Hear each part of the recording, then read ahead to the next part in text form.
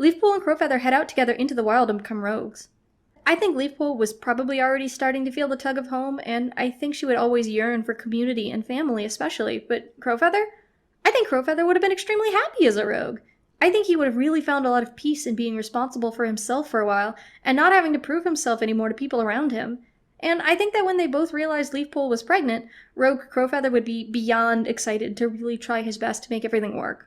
Maybe Leafpool would insist she keep practicing hunting before making a nest like a little nursery and bedding down for a while, but he would just be so excited to take care of her a while, to feel useful and successful.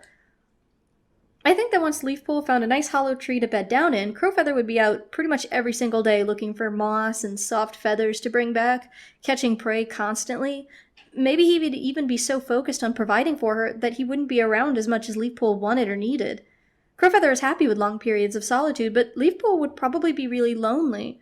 And maybe she would even be upset, and Crowfeather might not understand what the problem is at first, because all he could see was how hard he was working. But honestly, I think Leafpool would be able to explain to him that she was lonely and craved his company while he was away, because Leafpool is actually pretty good about confrontation and communication. So let's say 2 months go by and the kits come, and Leafpool finally tells Crowfeather the truth. She misses home, she doesn't like being a rogue. She can't stop thinking about her family, and while she does love and care about him, this relationship isn't making her happy. Crowfeather is obviously devastated. As far as he was concerned, everything was fine.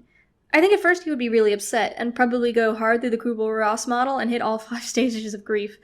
Until this moment, he'd been in denial, hoping that once the kits were born and she could get out of the nursery, she'd be really happy, but that didn't happen.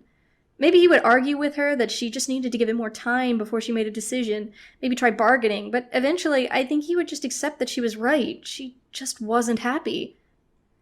So he comes back and he says he's sorry for storming out or for yelling at her or whatever, and asks what it is she actually wants to do. He's already in love with his kits and he's terrified of losing them, and he's already dreading the idea of returning to the clans because he is so much happier out here. But then Leafpool drops the bomb on him. She's a medicine cat.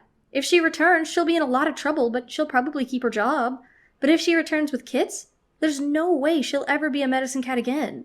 She asks him if he would take care of them, and Crowfeather is elated. He's so sad to lose her, but he doesn't have to lose his kits, too.